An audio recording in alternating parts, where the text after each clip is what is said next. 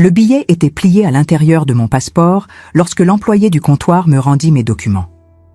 Elle ne dit rien, se contentant de glisser le papier du bout des doigts avant de détourner rapidement le regard, comme quelqu'un qui transmet une vérité interdite. Mon cœur se serra dans ma poitrine avant même que je lise ce qui était écrit.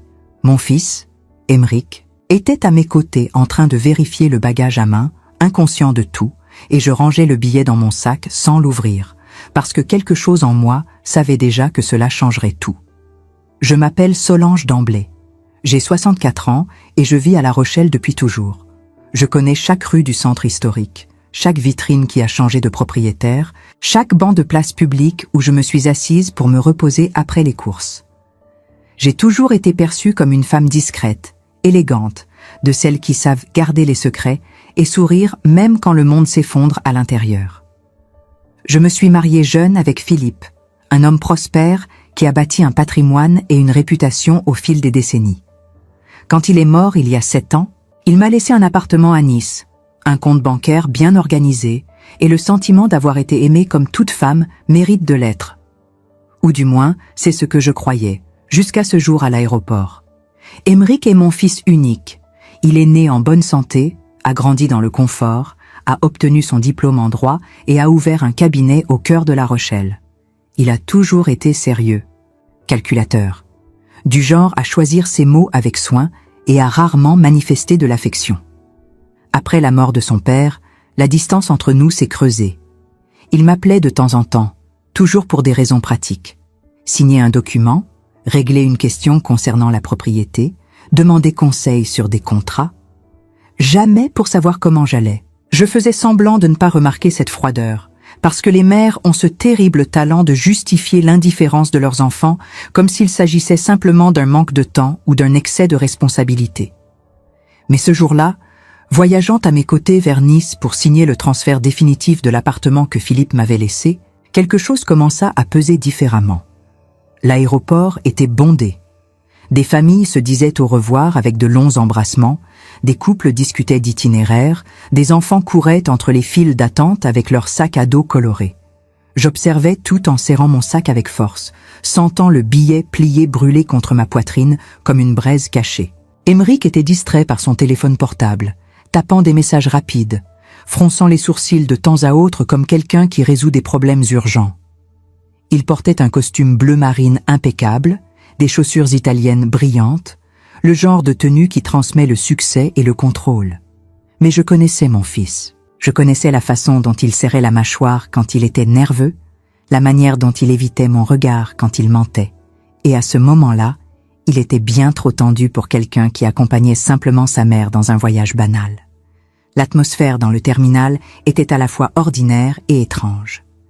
Les haut-parleurs diffusaient des annonces répétitives sur les vols retardés, les zones de sécurité, les derniers appels pour l'embarquement. Une odeur de café mêlée à celle des viennoiseries fraîches flottait dans l'air, rappelant les matins tranquilles que je ne ressentais plus depuis longtemps. Les gens autour de moi semblaient pressés, préoccupés, chacun enfermé dans sa propre bulle d'existence. Personne ne remarquait la femme de 64 ans assise là, tenant un secret qui pourrait tout faire exploser. Quand Aymeric annonça qu'il devait aller aux toilettes, je ressentis un soulagement étrange mêlé de peur.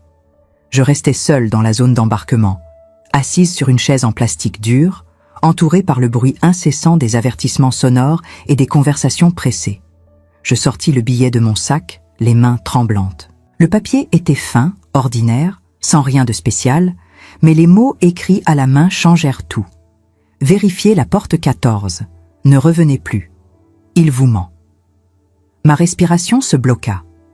Je relus, essayant de trouver une erreur, une explication qui rendrait cela moins réel. Mais il n'y avait pas d'erreur.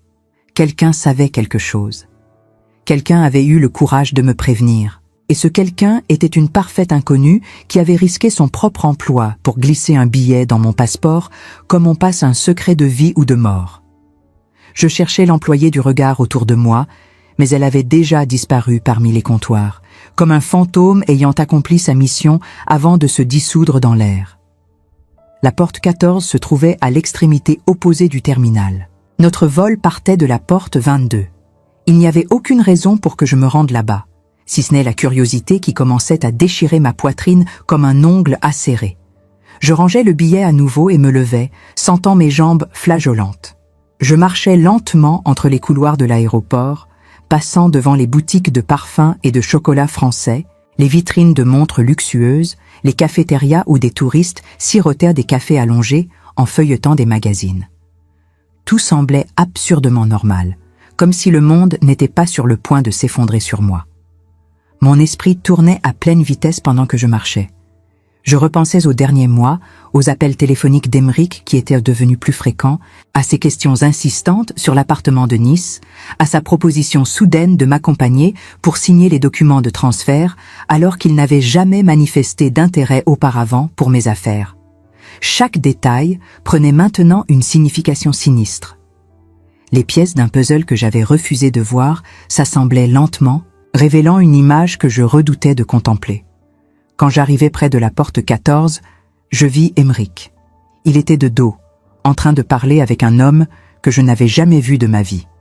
L'homme était grand, vêtu d'un costume gris et portait une mallette en cuir marron sous le bras.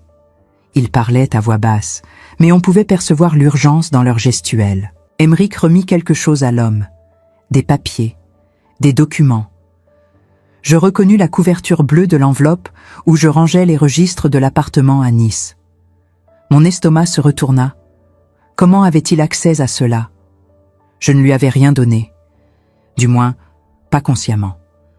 Je me cachai derrière une colonne, sentant mon cœur battre si fort dans ma poitrine que je pensais m'évanouir sur place. Je continuais d'observer.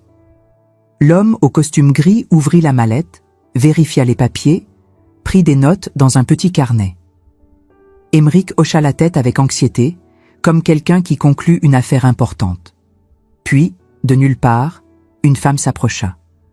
Elle était jeune, bien habillée, avec des cheveux blonds attachés en un chignon élégant. Elle salua Aymeric avec 2 bises sur les joues, le genre d'intimité qui n'existe qu'entre personnes qui se connaissent bien.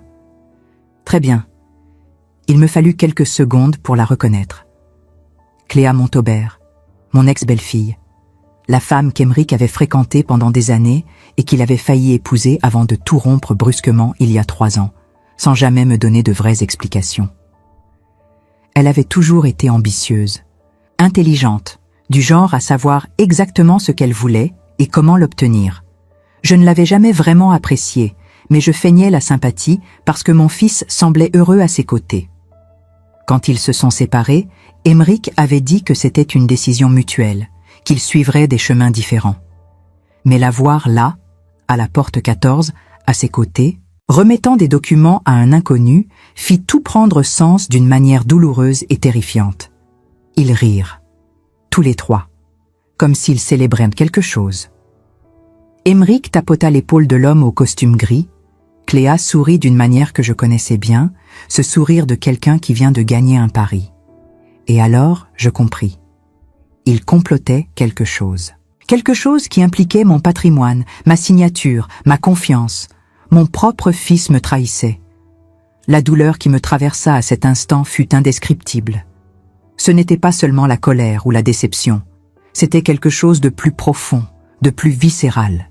C'était la sensation que tout ce en quoi j'avais cru pendant des décennies s'effondrait comme un château de cartes. La confiance que j'avais placée en Aymeric, l'amour maternel que j'avais nourri depuis sa naissance, tout cela était-il donc si facile à trahir? Mon fils, celui que j'avais porté, élevé, protégé, était-il capable de me voler de cette manière? Je retournai à la porte 22 d'un pas rapide, presque en courant, essayant de contrôler le tremblement de mes mains et le nœud qui montait dans ma gorge. Je m'assis sur la même chaise qu'auparavant, feignis la normalité, respirai profondément plusieurs fois jusqu'à réussir à stabiliser ma voix. Quand Aymeric revint des toilettes, il me sourit avec ce sourire froid et poli qu'il utilisait toujours, le genre de sourire qui n'atteint jamais les yeux. « Tout va bien, maman ? Tu es pâle. » Je forçai un sourire en retour et mentis aussi bien que lui. « Je vais bien, mon chéri. Juste un peu fatigué. » Il acquiesça et retourna à son téléphone, tapant des messages avec hâte. Je restai là, assise à côté de mon fils unique, sentant le poids insupportable de savoir qu'il était sur le point de me voler tout ce que Philippe avait construit, tout ce que j'avais gardé avec tant de soin. Et le pire de tout était de réaliser que, au fond, peut-être avais-je toujours eu des doutes. Peut-être avais-je toujours fermé les yeux sur des signes qui étaient là, criant devant mon visage. Parce qu'il est plus facile de croire en la bonté de ceux qu'on aime que d'affronter la vérité. Les minutes s'écoulèrent comme des heures. Chaque annonce sonore, chaque mouvement autour de moi semblait amplifié, comme si mes sens étaient soudainement aiguisés par la douleur et la peur. Je regardais Aymeric du coin de l'œil, observant ses gestes mécaniques, la façon dont il évitait mon regard, la tension dans ses épaules. Tout en lui trahissait un secret, une culpabilité qu'il essayait désespérément de cacher. Le vol fut annoncé. Je me levai, pris mon sac, suivis Aymeric jusqu'à la file d'embarquement. Mais en moi, quelque chose avait changé pour toujours. Je n'étais plus la même femme qui était entrée dans cet aéroport. Et tandis que je marchais vers l'avion, avec le billet encore rangé dans mon sac comme une promesse silencieuse de vérité, une seule certitude martelait dans mon esprit. Je devais découvrir jusqu'où allait la trahison de mon fils. Et, plus important encore, je devais décider si j'aurais le courage de l'affronter. Parce que parfois, l'amour maternel doit apprendre à dire non. Et cette leçon, j'étais sur le point de la donner de la manière la plus douloureuse possible. Ce qu'Aymeric prévoyait de faire avec ces documents? Pourquoi Cléa, mon ex-belle-fille, était-elle impliquée dans tout cela? Et l'homme au costume gris, qui était-il? J'étais sur le point de découvrir que la trahison d'un fils peut faire plus mal que n'importe quelle perte. Mais j'étais aussi sur le point d'apprendre que ma force était bien plus grande que je ne l'imaginais. Restez avec moi. Parce que ce qui vient maintenant va vous couper le souffle. L'avion décolla à l'heure prévue, mais pour moi, le temps s'était arrêté depuis que j'avais vu Aymeric au portail 14. Je fixais le hublot, regardant La Rochelle disparaître sous les nuages gris de décembre, et je me sentais comme une étrangère dans ma propre vie. Mon fils était assis à côté de moi, penché sur son téléphone, tapant des messages avec une concentration qui me paraissait maintenant suspecte. Chaque geste, chaque silence, chaque respiration prenait une nouvelle signification. Je ne pouvais plus voir Aymeric comme avant. Le voile était tombé. Pendant le vol, je fis semblant de dormir. Fermais les yeux, inclinais la tête contre la vitre froide, respirais lentement pour qu'il me croie endormi. Mais mon esprit tournait à toute vitesse, reconstituant chaque détail des derniers mois. Les appels téléphoniques d'Aymeric devenus plus fréquents. Ses questions insistantes sur l'appartement de Nice. Sa proposition soudaine de m'accompagner pour signer les documents de transfert de propriété, alors qu'il n'avait jamais manifesté d'intérêt pour mes affaires auparavant. Tout prenait sens maintenant, comme des pièces d'un puzzle macabre qui s'assemblaient pour révéler une image que je refusais encore d'accepter complètement. Philippe, mon défunt mari, m'avait laissé cet appartement à Nice en héritage. C'était un bien précieux, situé dans le quartier de Cimiez, avec vue sur la mer et la promenade des Anglais. Philippe l'avait acheté il y a 20 ans comme investissement, et au fil du temps, sa valeur avait explosé. Quand il mourut, le notaire me confirma que l'appartement était entièrement à mon nom, sans aucune dette, sans aucune hypothèque. Un patrimoine solide que je comptais garder pour mes vieux jours, peut-être même le vendre un jour pour financer une maison de retraite confortable si jamais j'en avais besoin. Mais voilà qu'Aymeric, mon propre fils, semblait avoir d'autres plans. Quand l'avion atterrit à Nice, la lumière du sud m'aveugla. Le ciel était d'un bleu éclatant, si différent de la grisaille de La Rochelle. Nous récupérâmes nos bagages en silence. Aymeric héla un taxi et donna l'adresse du cabinet notarial où devait avoir lieu la signature. Je montais dans la voiture, sentant mon estomac se nouer de plus en plus. Le chauffeur conduisait vite, slalomant entre les voitures sur la promenade des Anglais, et je regardais la mer scintiller sous le soleil de midi, me demandant si c'était la dernière fois que je verrais Nice en tant que propriétaire. Le cabinet du notaire était situé dans un immeuble haussmannien élégant, tout près du marché aux fleurs. Nous montâmes au 3e étage par un ascenseur étroit et grinçant. Maître Renaud, le notaire, nous accueillit avec un sourire professionnel. C'était un homme dans la soixantaine, cheveux gris, costume 3 pièces impeccable, l'air de quelqu'un qui avait vu passer des milliers de successions et de transferts de propriété sans jamais perdre son calme. « Madame d'Amblay, monsieur, asseyez-vous, je vous prie, » dit-il, en nous indiquant 2 fauteuils en cuir face à son bureau massif. Aymeric s'assit avec aisance, jambes croisées, regard assuré. Moi, je m'installai lentement, serrant mon sac contre moi comme un bouclier. Maître Renaud ouvrit un dossier épais et commença à expliquer les détails du transfert. Mais je n'écoutais plus vraiment. Mon attention était fixée sur Aymeric, sur la façon dont il hochait la tête à chaque phrase du notaire, sur le léger sourire qui effleurait ses lèvres, comme s'il savourait déjà sa victoire. Avant de procéder, poursuivit Maître Renaud en me regardant directement, je dois vous poser une question importante, Madame d'Amblay. Êtes-vous absolument certaine de vouloir transférer la propriété de l'appartement de Cimiez au nom de votre fils, Monsieur Aymeric d'Amblay? Ce transfert est irréversible. Une fois les documents signés, vous ne serez plus propriétaire. Le silence qui suivit fut assourdissant. Aymeric se raidit imperceptiblement. Maître Renaud me fixait, attendant ma réponse.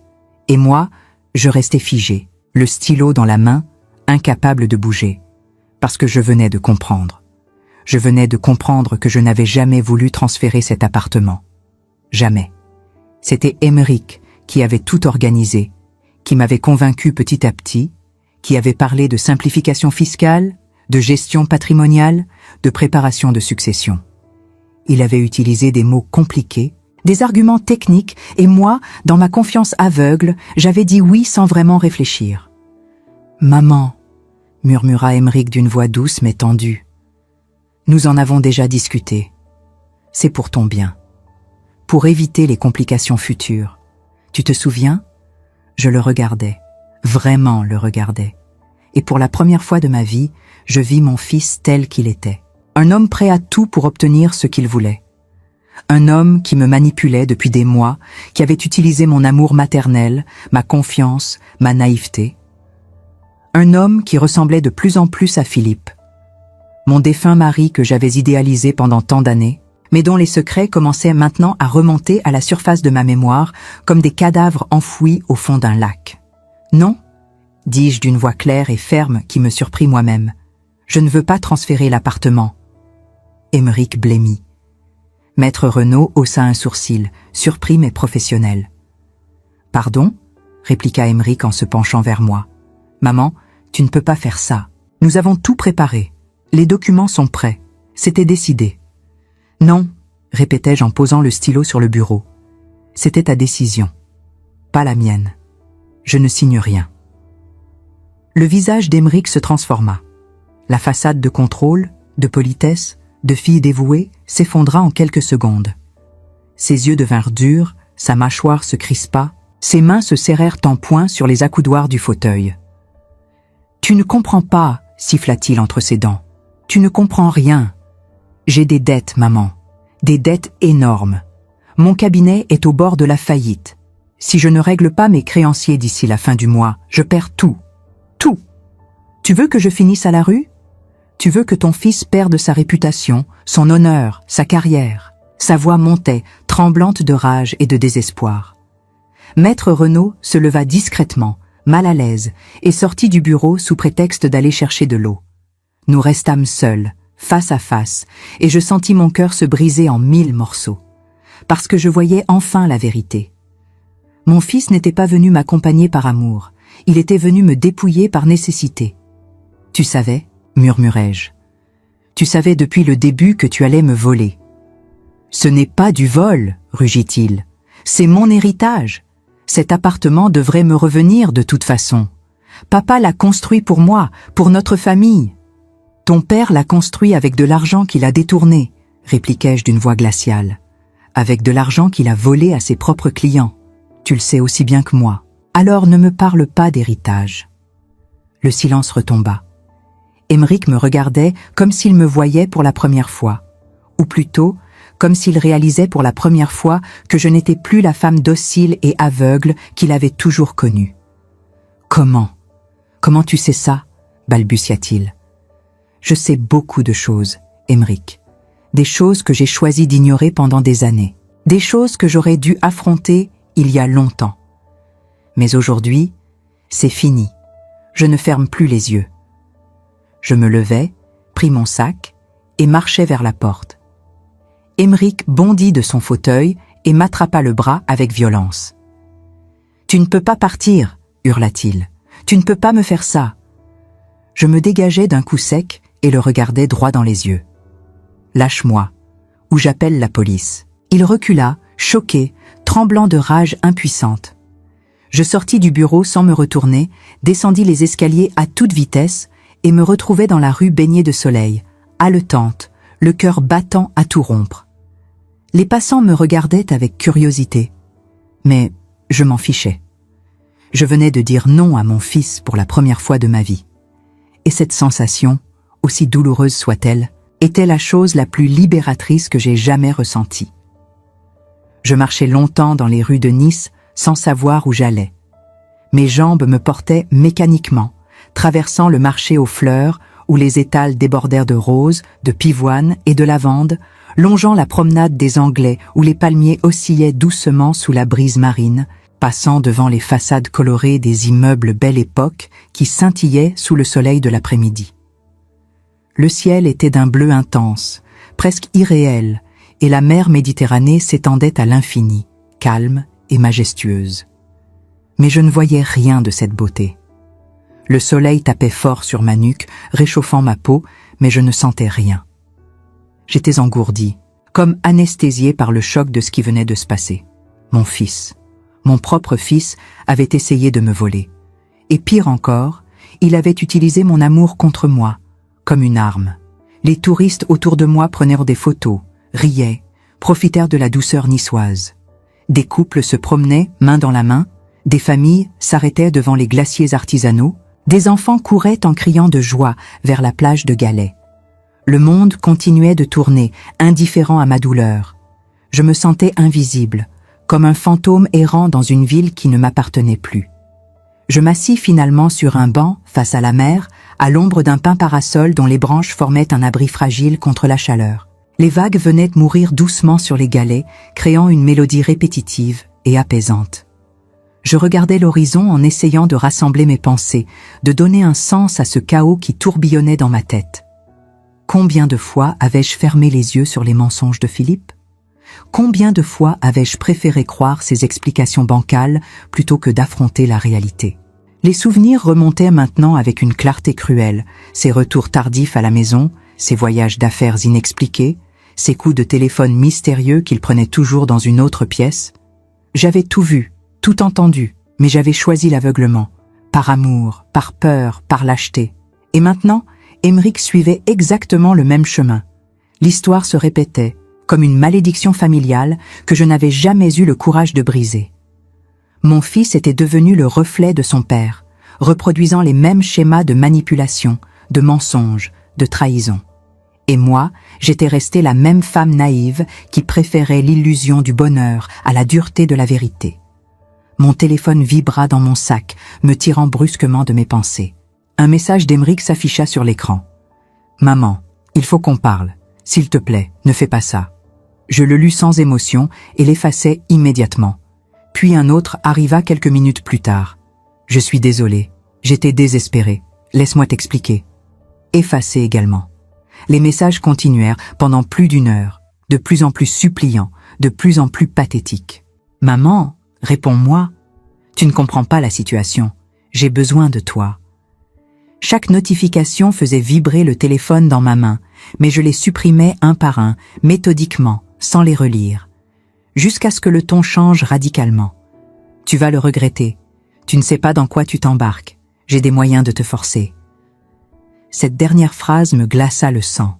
Je fixai l'écran pendant de longues secondes, sentant un frisson parcourir mon échine, malgré la chaleur écrasante. Mais au lieu de me faire peur, ce message me donna quelque chose d'inattendu. De la force. Une force que je ne me connaissais pas, parce que je réalisais soudainement que je n'avais plus rien à perdre. J'avais déjà perdu l'illusion d'une famille aimante. J'avais déjà perdu la confiance en mon fils. J'avais déjà perdu les années passées à croire en des mensonges. Qu'est-ce qu'il pouvait me prendre de plus? Ma dignité? Non. Ça, C'était la seule chose qui me restait. Et je ne la laisserais à personne. Je me levai du banc, rangeai le téléphone dans mon sac et pris une décision. J'allais me rendre à l'appartement de Simiez. C'était la première fois que je m'y rendais depuis la mort de Philippe, 7 ans auparavant. J'avais toujours trouvé des excuses pour ne pas y aller. Trop de souvenirs, trop de douleurs, trop de questions sans réponse. Mais aujourd'hui, je savais que je devais affronter ce lieu, fouiller dans le passé de Philippe, découvrir ce qu'il avait caché pendant toutes ces années. Le trajet en bus jusqu'à Cimiez me parut interminable. Je montais dans un autobus bondé où l'air conditionné peinait à combattre la chaleur estivale. Des étudiants discutaient bruyamment au fond, un homme âgé lisait son journal en grognant de temps à autre, une jeune mère tentait de calmer son bébé qui pleurait. Je me tenais debout près d'une fenêtre, agrippé à une barre métallique, regardant Nice défiler devant mes yeux. La ville que Philippe avait tant aimée, la ville où il avait construit ses secrets. Quand je descendis enfin à l'arrêt près de l'immeuble, mes jambes tremblaient légèrement.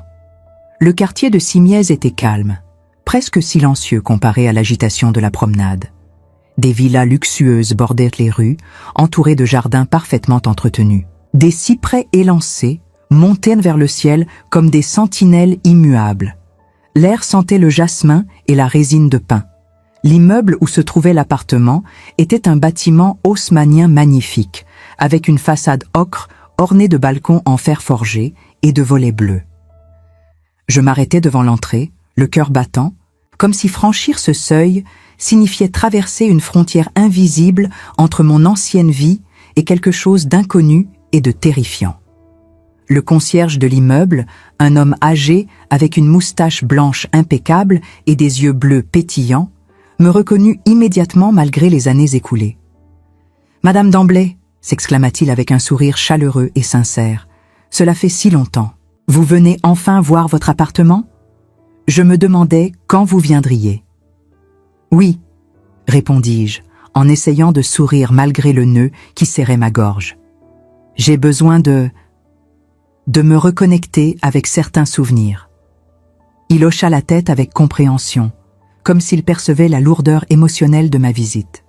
« Bien sûr, votre mari était un homme remarquable. Nous parlions souvent ensemble, vous savez.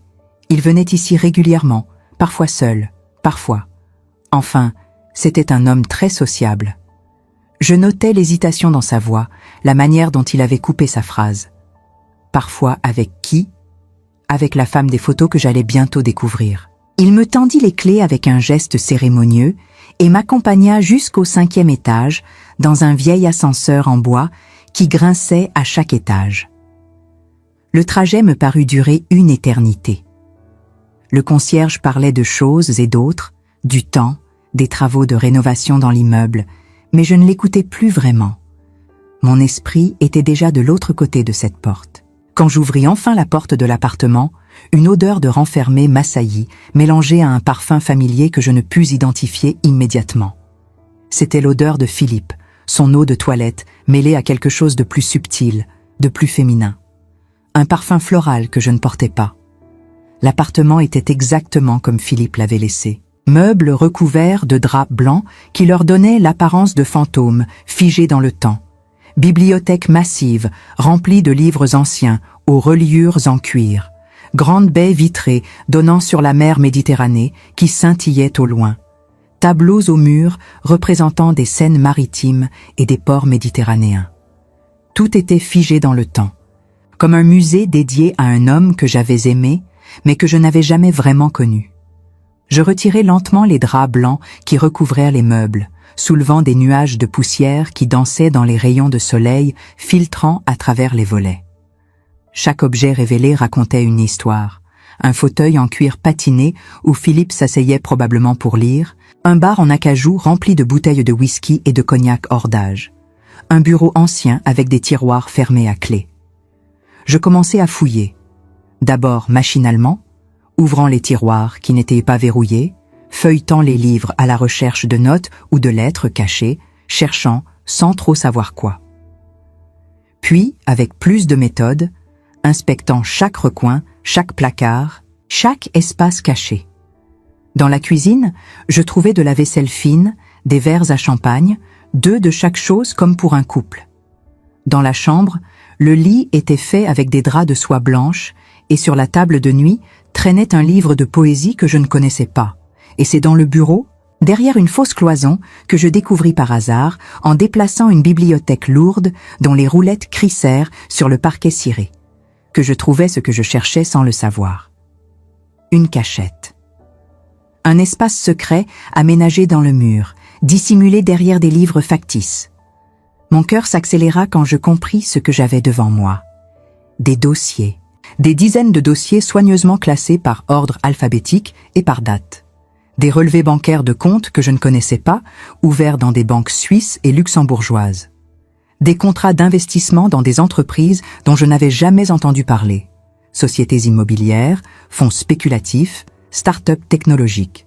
Des lettres de créanciers menaçants, de partenaires commerciaux mécontents, d'avocats réclamant des paiements.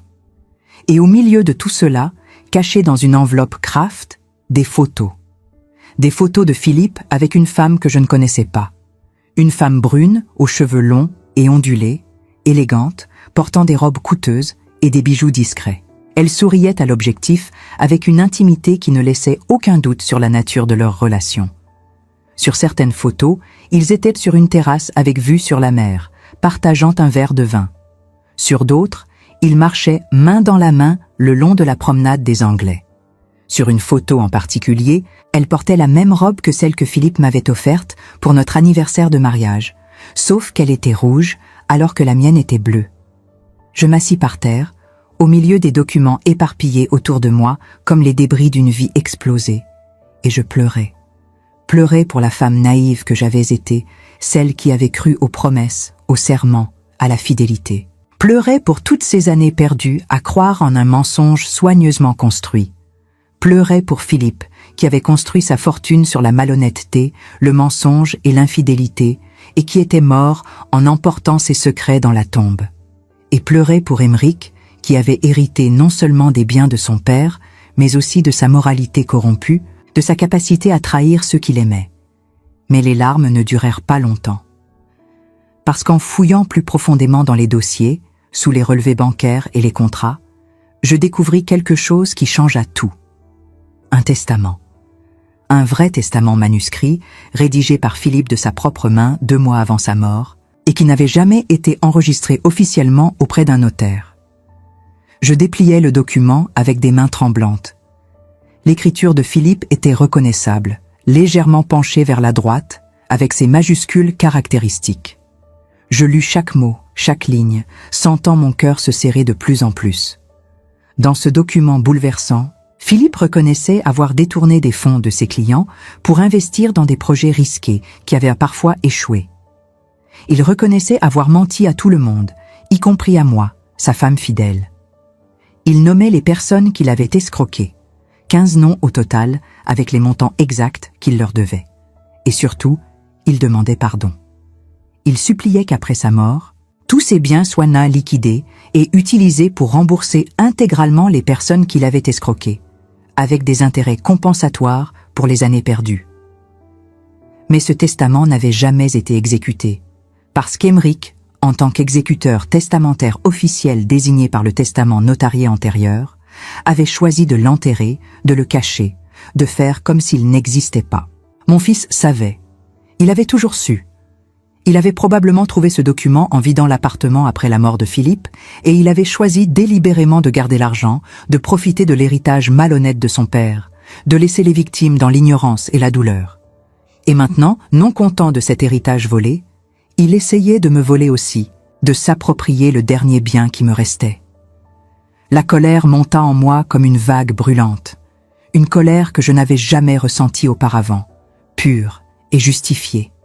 Je n'étais plus triste, je n'étais plus brisée, j'étais furieuse. Je pris mon téléphone et appelai Maître Renaud, le notaire que j'avais quitté quelques heures plus tôt. Il décrocha immédiatement, sa voix trahissant une certaine surprise de m'entendre si vite. « Madame Damblay, tout va bien ? Votre fils m'a contacté. Il semblait très contrarié. Maître, j'ai trouvé quelque chose. Un testament de mon mari que personne n'a jamais vu. Un testament qui change absolument tout. Il faut que vous veniez. Tout de suite. Je suis à l'appartement de Cimier. Il y eut un silence pendant lequel j'entendis le bruit d'un stylo qu'on pose, d'une chaise qu'on repousse. « J'arrive dans 20 minutes », dit-il finalement d'une voix grave et professionnelle. En attendant son arrivée, je rassemblai tous les documents avec un soin méticuleux, toutes les preuves de la double vie de Philippe. Je les organisais méthodiquement par catégorie. Relevés bancaires, contrats frauduleux, lettres de victimes, photos compromettantes, et bien sûr, le testament manuscrit. Je créais des piles ordonnées sur le bureau, comme si je préparais un dossier judiciaire en bonne et due forme. Parce que c'était exactement ce que j'allais faire. J'allais exposer la vérité au grand jour, peu importe les conséquences. J'allais rendre justice à toutes les personnes que Philippe avait trahies, à toutes ces familles dont il avait détruit les économies et les espoirs. Et j'allais m'assurer qu'Aymeric ne profite pas d'un centime de plus de cet argent sale. Quand Maître Renaud arriva enfin, essoufflé d'avoir monté les 5 étages à pied parce que l'ascenseur était en panne, il examina les documents avec une attention minutieuse qui me rassura. Son visage, d'habitude si impassible et professionnel, trahissait une surprise croissante à mesure qu'il découvrait l'ampleur de la fraude. « Madame d'Amblay », murmura-t-il enfin en reposant le testament manuscrit sur le bureau, « si ce document est authentique, et tout porte à croire qu'il l'est compte tenu de l'écriture, de la signature et des détails qu'il contient, cela change absolument tout. Votre fils a commis une faute extrêmement grave en ne le divulguant pas. Très grave. Ceci constitue une dissimulation de testament, un détournement d'héritage et potentiellement une escroquerie envers les créanciers légitimes de la succession. « Que puis-je faire » demandai-je d'une voix qui tremblait malgré ma détermination. « Je veux que justice soit rendue. Je veux que ces gens soient remboursés. » Il me regarda longuement avant de répondre, pesant manifestement chaque mot. « Nous pouvons contester l'héritage actuel dans son intégralité, ouvrir une enquête judiciaire sur les agissements de votre défunt mari, retrouver toutes les victimes et organiser un plan de remboursement. Mais, Madame d'Amblay, vous devez comprendre une chose très importante. Cela signifie que vous perdrez presque tout. L'appartement devra probablement être vendu pour payer les créanciers. Les comptes bancaires seront saisis par la justice. Votre train de vie va considérablement changer. Vous comprenez ce que cela implique. » Je hochai la tête sans hésitation. Je comprends parfaitement, et je suis prête à assumer toutes les conséquences. Cet argent n'a jamais été le mien. Il a été volé à des innocents. Il doit leur revenir. Il me regarda avec un respect nouveau, presque admiratif. Vous êtes une femme d'un courage exceptionnel, Madame d'Amblay. Peu de gens seraient capables de faire ce que vous vous apprêtez à faire. Je ne me sentais pas courageuse. Je me sentais brisée, trahie, épuisée par des années de mensonges. Mais j'avais pris une décision irrévocable. Et pour la première fois de ma vie, c'était ma décision à moi seule. Pas celle de Philippe, pas celle d'Aymeric, la mienne. Les semaines qui suivirent furent un tourbillon de procédures judiciaires, de réunions avec des avocats, de confrontations pénibles. Aymeric tenta d'abord de nier, puis de minimiser, puis de me supplier. Il vint chez moi à La Rochelle, tambourina à ma porte, me laissa des dizaines de messages vocaux où il alternait entre colère et désespoir. Mais je restai ferme. Je ne lui ouvris pas. Je ne répondis pas. Cléa Montaubert réapparut également. Elle m'appela un soir, la voix mielleuse et calculatrice. « Madame d'Amblay, commença-t-elle, je crois qu'il y a eu un malentendu. Aymeric et moi voulions seulement vous aider à gérer votre patrimoine. Nous n'avions aucune mauvaise intention. »« Vraiment, répliquai-je froidement. Et l'homme au portail 14, celui à qui Aymeric remettait mes documents, il voulait m'aider aussi ?» Elle se tut. Puis, « Vous ne savez pas dans quoi vous vous embarquez. Aymeric a des contacts, des avocats. Il peut rendre votre vie très compliquée. »« Ma vie est déjà compliquée, Cléa, et je n'ai plus peur. » Je raccrochai. L'enquête révéla que Philippe avait escroqué 15 personnes au total. Des investisseurs qui lui avaient confié leurs économies et qui l'avaient trompé avec des promesses de rendement exceptionnels. Certains avaient perdu leur retraite, d'autres leur maison. Un homme âgé avait même tenté de se suicider quand il avait découvert que tout son argent avait disparu. Ces révélations me brisèrent le cœur. Mon mari, l'homme que j'avais aimé, avait détruit des vies. Et moi, sans le savoir, j'avais profité de cet argent. Je décidais de tout vendre. L'appartement de Nice, les actions, les comptes. Je récupérais chaque centime et le distribuais aux victimes de Philippe. Certaines me remercièrent en pleurant. D'autres refusèrent de me parler, me considérant complice par association. Je les comprenais. J'aurais fait pareil à leur place. Émeric, lui, fut radié du barreau pour dissimulation de testament et tentative de fraude. Sa réputation s'effondra. Son cabinet ferma. Il quitta La Rochelle et partit vivre quelque part en région parisienne, coupant tout contact avec moi.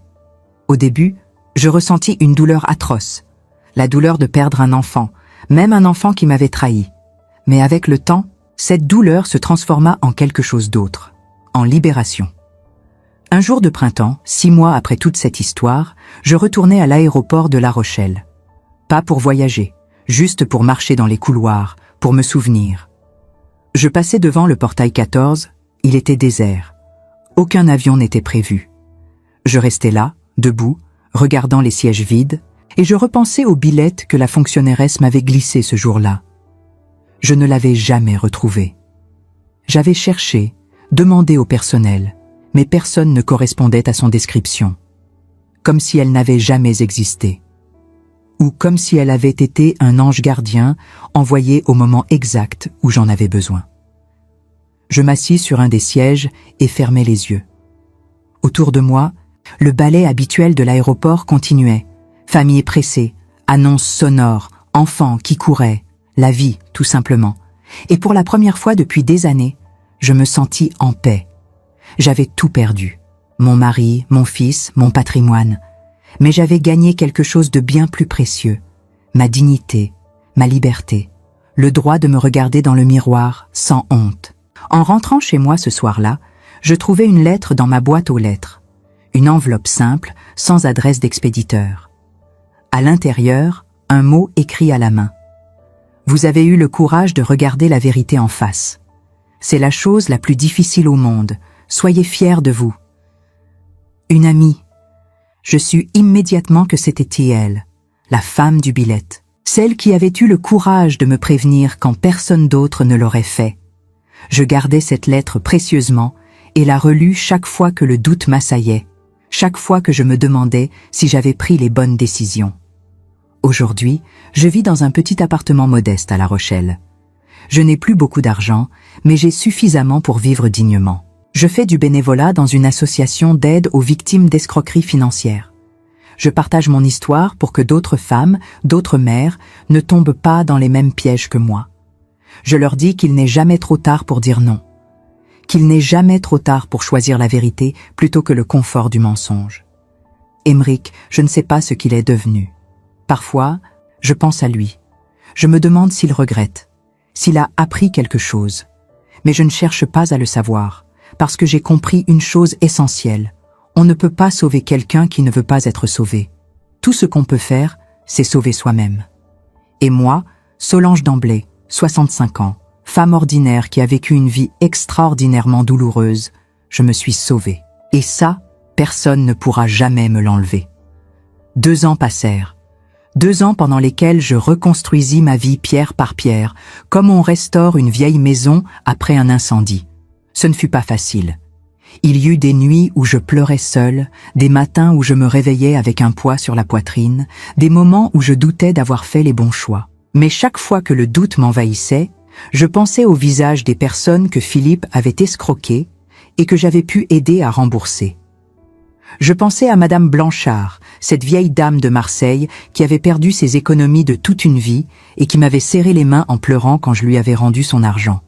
Je pensais à Monsieur Garnier, ce retraité qui avait dû vendre sa maison à cause de Philippe et qui, grâce au remboursement, avait pu racheter un petit appartement près de ses petits-enfants.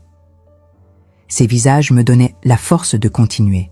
Un matin de septembre, alors que je prenais mon café dans un bistrot du vieux port de La Rochelle, je reçus un appel d'un numéro inconnu. J'hésitais à répondre, puis décrochai. « Madame Damblé ?» dit une voix féminine que je ne reconnus pas immédiatement. Oui, c'est moi. C'est Agnès. Agnès Moreau. Je travaillais à l'aéroport il y a 2 ans. c'est moi qui vous ai glissé le billet. » Mon cœur s'arrêta. Je posai ma tasse de café, incapable de parler pendant quelques secondes. « Vous? C'était vous? » ?»« Oui, je suis désolée de vous appeler après tout ce temps, mais j'ai suivi votre histoire dans les journaux. J'ai vu ce que vous avez fait, et je voulais vous dire que j'admire votre courage. »« Mais pourquoi ?» demandai-je, la voix tremblante. « Pourquoi m'avoir prévenu? Vous ne me connaissiez même pas ?» Elle soupira. « Parce que j'ai vu votre fils au portail 14 plusieurs fois avant ce jour-là. Il venait avec cette femme blonde et un homme que je reconnaissais comme un escroc notoire dans la région. J'ai compris qu'il préparait quelque chose de malhonnête. Et quand je vous ai vu, vous, cette femme élégante qui semblait si confiante avec votre fils, j'ai su que vous ne saviez rien. Alors j'ai pris une décision. Je me suis dit que, si j'étais à votre place, j'aurais voulu qu'on me prévienne. Vous avez risqué votre emploi pour moi. Je l'ai perdu d'ailleurs, dit-elle avec un petit rire amer. Quelqu'un m'a vu glisser le billet et m'a dénoncé, mais je ne regrette rien. Parfois, faire ce qui est juste vaut plus qu'un emploi. Je ne savais pas quoi dire. Cette femme, cette inconnue, avait changé ma vie entière, et elle l'avait fait au prix de son propre sacrifice. « Où êtes-vous maintenant ?» demandai-je. « Je travaille dans une librairie à Nantes, c'est plus calme, et ça me plaît. J'aimerais vous rencontrer, vous remercier en personne. » Il y eut un silence, puis « J'aimerais beaucoup aussi. » Nous nous donnâmes rendez-vous la semaine suivante dans un café à Nantes. Quand je la vis, je la reconnus immédiatement. Ses yeux doux, son sourire discret, son air de quelqu'un qui porte des secrets lourds, mais qui refuse de s'en plaindre. Nous parlâmes pendant des heures. Elle me raconta sa propre histoire. Un mariage raté, une fille qu'elle élevait seule, des difficultés financières qui l'avaient forcée à accepter des emplois précaires. Mais malgré tout, elle gardait une dignité, une force intérieure que j'admirais profondément. « Vous savez, » lui dis-je avant de partir, « vous m'avez sauvé la vie. » Littéralement. Elle secoua la tête. « Non, Madame Damblay. Je vous ai juste ouvert une porte. C'est vous qui avez eu le courage de la franchir. » Cette rencontre marqua un tournant pour moi. Je réalisais que je n'étais pas seule, qu'il existait des personnes bonnes, courageuses, prêtes à aider sans rien attendre en retour. Et cette prise de conscience me donna une nouvelle mission, aider à mon tour. Je commençai à donner des conférences dans des associations de femmes, des clubs de seniors, des centres communautaires. Je racontais mon histoire sans phare, sans embellissement. Je parlais de Philippe, de sa trahison, de l'argent volé. Je parlais d'Émeric, de sa manipulation, de la douleur de découvrir que son propre fils était prêt à vous voler. Mais je parlais aussi de la libération qui vient quand on ose dire non, quand on choisit la vérité plutôt que le confort. Les réactions étaient incroyables. Des femmes venaient me voir après les conférences, les larmes aux yeux, me confiant leurs propres histoires d'abus financiers, de manipulation familiale, de secrets enfouis. Beaucoup me disaient qu'elles n'avaient jamais eu le courage de parler, qu'elles avaient peur du jugement, peur de perdre leur famille, peur de se retrouver seules. Et je leur répondais toujours la même chose. La solitude qu'on choisit vaut mieux que la compagnie qui nous détruit. Un jour, lors d'une conférence à Bordeaux, une femme leva la main et me demanda « Madame Damblay, regrettez-vous d'avoir perdu votre fils ?» La question me frappa en plein cœur. Je restai silencieuse un moment, cherchant les mots justes. « Tous les jours, répondis-je finalement. Tous les jours, je regrette la relation que nous aurions pu avoir. Mais je ne regrette pas d'avoir choisi la vérité. Parce qu'un amour construit sur le mensonge n'est pas de l'amour, c'est de la servitude. » La salle resta silencieuse, puis quelqu'un commença à applaudir, puis d'autres, jusqu'à ce que toute la salle se lève et m'applaudisse. Et dans ce moment, je compris que ma douleur avait un sens, qu'elle pouvait servir à quelque chose, à aider d'autres femmes à ne pas faire les mêmes erreurs que moi. Un soir, en rentrant chez moi après une conférence à Paris, je trouvai une lettre dans ma boîte aux lettres. L'écriture m'était familière. C'était celle d'Émeric. Mon cœur se serra. Je restais debout dans le couloir de mon immeuble, la lettre à la main, incapable de décider si je devais l'ouvrir ou la jeter.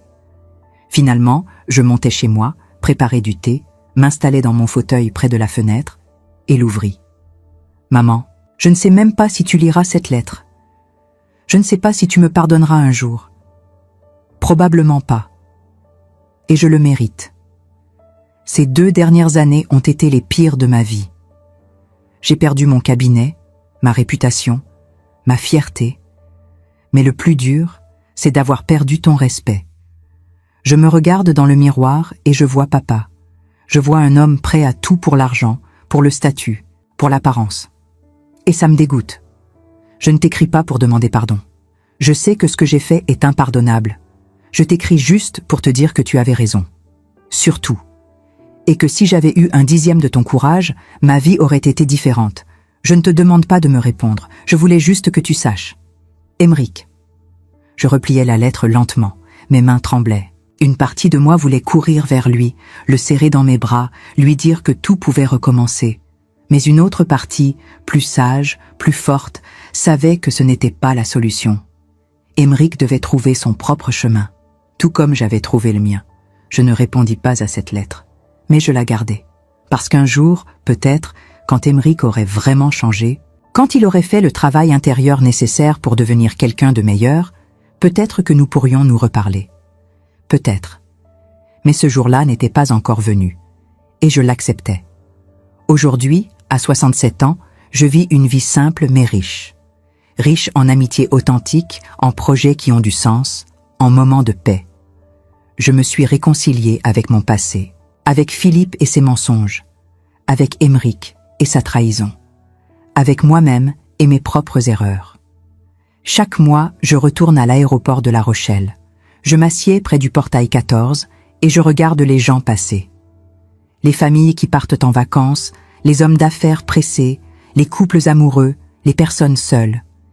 Et je me dis que chacun porte ses secrets, ses douleurs, ses espoirs, que nous sommes tous des voyageurs en transit, cherchant notre destination. La mienne, je l'ai trouvée. Elle n'est pas dans un lieu, elle est en moi, dans la femme que je suis devenue, dans le courage que j'ai découvert, dans la liberté que j'ai conquise. Et quand je repense à cette journée, il y a 2 ans, quand une inconnue m'a glissé un billet qui a changé ma vie, je souris. Parce que je comprends maintenant que les miracles existent, pas sous forme de magie ou de coïncidence, mais sous forme de personnes courageuses qui choisissent de faire ce qui est juste, même quand personne ne regarde. Agnès Moreau a été mon miracle, et aujourd'hui, j'essaie d'être le miracle de quelqu'un d'autre. Parce que c'est ça, finalement, le sens de la vie. Pas l'argent, pas le statut, pas même la famille, si cette famille nous détruit. Le sens de la vie, c'est d'avoir le courage d'être soi-même, d'être libre, d'être en paix. Et moi, Solange Damblay, j'ai enfin trouvé cette paix. Et vous, qu'auriez-vous fait à ma place ? Auriez-vous eu la force de regarder votre propre fils dans les yeux et de dire non, sachant que ce mot pourrait tout détruire entre vous ? C'est une question que je ne cesse de me poser, même aujourd'hui, et j'aimerais sincèrement connaître votre réponse. Parfois, dans le silence de mes nuits, je repense à toutes ces années où j'ai choisi de ne pas voir, de ne pas entendre, de ne pas questionner. Je me demande combien d'entre vous ont vécu la même chose, combien ont fermé les yeux par amour, par peur, ou simplement parce que la vérité faisait trop mal. Nous avons toutes, à un moment ou un autre, préféré le confort du mensonge à la douleur de la réalité. Et pourtant, c'est précisément cette douleur qui nous libère. Ce que j'ai appris au fil de cette épreuve, c'est que le courage n'arrive pas tout seul. Il naît du désespoir, de l'humiliation, de cette sensation insupportable d'avoir été trahi par ceux qu'on aime le plus au monde. Le courage, c'est ce moment où vous décidez que votre dignité vaut plus que n'importe quel héritage, n'importe quelle relation, n'importe quel confort matériel. Et ce moment-là, personne ne peut le vivre à votre place. Je sais que beaucoup d'entre vous ont vécu des trahisons similaires. Peut-être pas de la même manière, mais la douleur est la même. Une fille qui vous manipule, un petit-fils qui profite de votre générosité, un conjoint qui a menti pendant des décennies. Nous portons toutes ces blessures en silence parce qu'on nous a appris qu'une femme bien doit pardonner, oublier, continuer à sourire, même quand son cœur saigne. Mais aujourd'hui, je vous dis qu'il est temps de briser ce silence. Si mon histoire vous a touché, si elle a réveillé en vous des souvenirs douloureux ou vous a donné la force de regarder votre propre vie avec plus de lucidité, alors partagez-la. Dites-moi dans les commentaires d'où vous m'écoutez en ce moment. Êtes-vous à Paris, à Lyon, à Marseille, ou peut-être dans un petit village où personne ne connaît votre histoire? Peu importe d'où vous venez, sachez que vous n'êtes pas seul. Nous sommes des milliers à avoir vécu ces trahisons, ces mensonges, ces douleurs que nous cachons derrière des sourires polis. Et surtout, dites-moi, qu'auriez-vous fait à ma place? Auriez-vous choisi la vérité au prix de perdre votre enfant? Auriez-vous eu la force de renoncer à votre héritage pour rendre justice à des inconnus? Ou auriez-vous fermé les yeux une fois de plus en espérant que le temps arrange les choses? Il n'y a pas de mauvaise réponse. Chaque vie est différente, chaque histoire est unique. Mais en partageant nos expériences, nous nous donnons mutuellement la force de continuer. Si cette histoire vous a fait réfléchir, si elle vous a ému, si elle vous a donné envie de prendre votre vie en main, alors abonnez-vous à cette chaîne. Parce que vous méritez d'entendre des histoires vraies. Des histoires qui parlent de nous, de nos vies, de nos batailles silencieuses. Vous méritez de savoir que vous n'êtes pas seul dans vos doutes, dans vos peurs, dans vos combats. Et chaque fois que vous laisserez un commentaire, chaque fois que vous partagerez votre propre histoire, vous donnez de l'espoir à quelqu'un d'autre qui traverse la même épreuve. Nous avons passé notre vie à prendre soin des autres, à nous sacrifier pour nos enfants, nos maris, nos familles. Mais aujourd'hui, il est temps de prendre soin de nous-mêmes. Il est temps de dire la vérité, d'exiger le respect, de refuser d'être traités comme des objets qu'on peut manipuler à volonté. Nous avons 60 ans, 70 ans, 80 ans, mais nous sommes vivantes. Et tant que nous respirons, nous avons le droit de vivre avec dignité. Alors je vous en prie, laissez un commentaire. Parlez-moi. Racontez-moi votre histoire. Dites-moi d'où vous venez et ce que cette histoire a éveillé en vous. Parce que c'est comme ça qu'on change les choses. Pas en restant silencieuse, mais en osant dire tout haut ce qu'on a gardé trop longtemps pour nous. Merci de m'avoir écouté jusqu'au bout. Merci d'être là. Et n'oubliez jamais, vous valez tellement plus que ce qu'on vous a fait croire.